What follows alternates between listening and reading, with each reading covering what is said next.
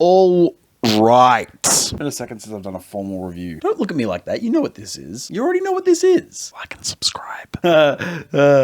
Classic. This is, what do I call this one? Let's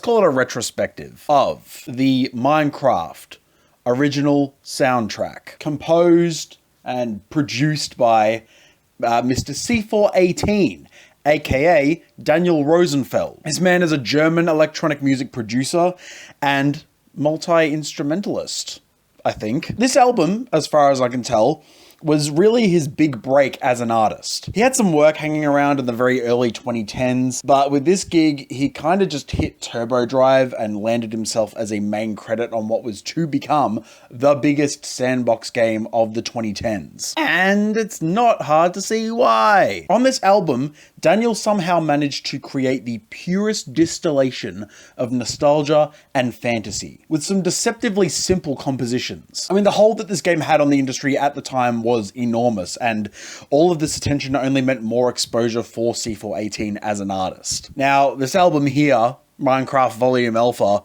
is the OG collection of original material that soundtracked this game all the way back in 2011. I personally have a lot of very fond memories of playing this game as a young lad, and wanted to take a bit of a trip down memory lane to see how this album's content holds up all these years later. It's been 13 years.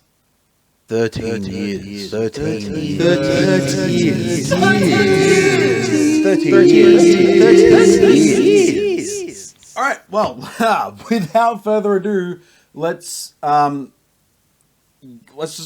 just get into it. Now, stylistically speaking, this thing is almost entirely an ambient excursion, pulling heavily from big hitters within the genre such as Brian Eno, as well as the solo works of ex-Cluster member Rodelius. There's a consistent classical influence to a lot of the pieces here too. Take the chord changes as well as the tempo of the track Sweden, which very specifically bears a lot of resemblance to Gymnopédie 1, by Eric Satie. Very well known and celebrated classical composition, you'll know it when you hear it. It's also interesting to note the drastic mood change when those pizzicato strings enter the fold. They're playing what is fundamentally the same melody, yet it doesn't feel nearly as heavy as the piano does. It goes to show how important the quality of timbre is.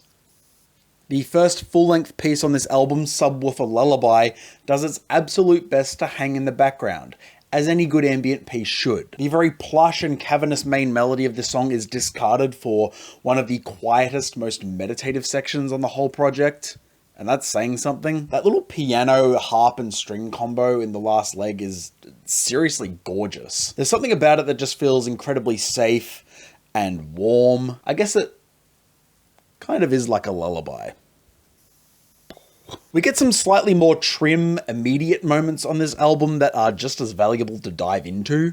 The very breezy Living Mice makes use of some bright keys and plucks of harp that skip around each other in a mesmerizing little dance. Moog City's frantic arpeggios and very pronounced hits of growling piano offer a somewhat urgent counterpart to the otherwise very spacey and heavenly soundscape surrounding it. Kind of like the sun is setting, and the need to get inside before a creeper explodes on you is imperative. Some tracks on this album shoot for more of a minimalist, linear approach to soundscaping. Take the cutesy kalimba ditty of HAGGSTROM, that very unassumingly ushers in these marching synthesizers, being elevated very tastefully by swells of cinematic strings. Or the main motif of the title track, Minecraft, which is, for me personally at least, a real gut punch to listen to all these years later. There's such an incredible stillness and yearning about this cut. I kind of have trouble putting into words why this track does so much for me, but if I can simplify it,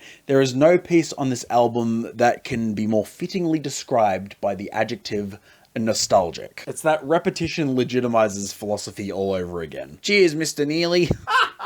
Something about the chord progression here just feels incredibly wistful, and it has well and truly burrowed itself into my psyche, and never to escape. Ever. And 13's distant, metallic soundplay and subterranean atmosphere make for a genuinely chilling moment on the record. Do I think the track had potential to be pushed a little bit further as an experiment?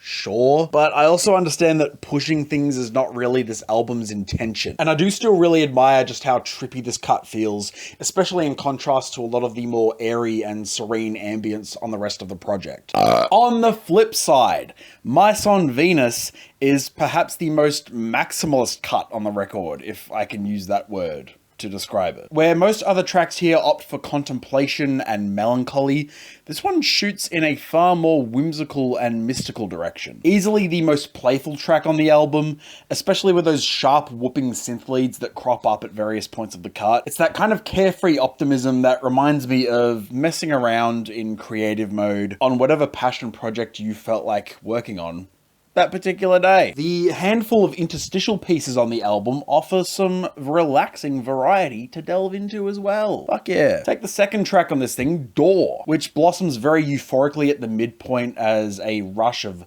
glossy synths and automated pads overwhelm the mix. It makes for a perfect introduction to this album's musical MO, if I can put it that way. While it may be short, Wet Hands is nonetheless quite an effective ballad. The playing is dynamic enough to make the rising and falling of these very somber piano lines just hit the feels. Fuck. Equinox's patient pianos get built upon with some luxurious swells of synth and super resonant sub bass. It's just one of the many very quick little treats that this album thrills the listener with as they move through it. This track is just pure dopamine. I suppose the most impressive thing about this album is just how cohesively all these varying sonic palettes string together when played in the context of the game. No one vibe overshadows the other, despite some subtle changes in intensity and even length from track to track. I think I'll summarize my overall thoughts on this album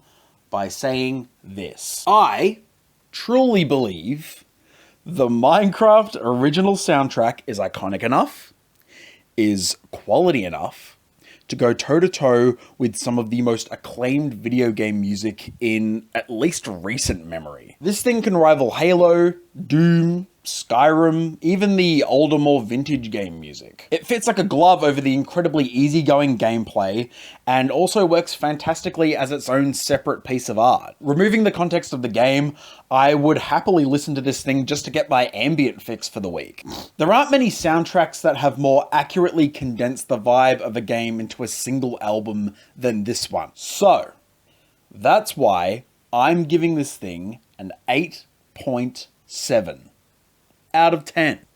Hell yeah, brother! That was pretty fun. That's a fun one. I like that album a lot. I love it. I love it. I was revisiting this album recently and was just kind of taken aback by how incredible, awe-inspiring the music on this thing is. Like, it just seeps so well into the game, you don't even realize it's there, and then you revisit it like 10 years later, and it's just like, I just get sucked back in time to, well, let's face it, an easier time.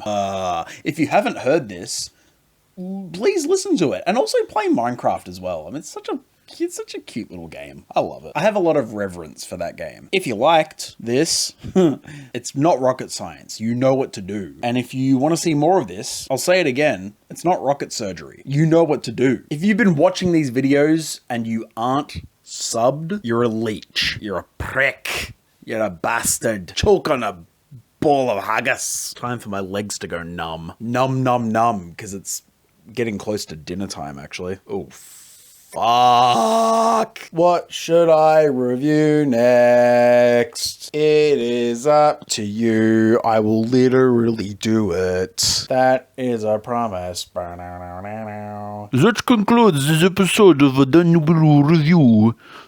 Fuck! Stay tuned to find out more about what the music is coming out. Hang on. Don't forget to like and subscribe. Don't forget to like and subscribe. It means the world to him. This is the quality content you will receive. Have a blessed day. Kiss your mother for me.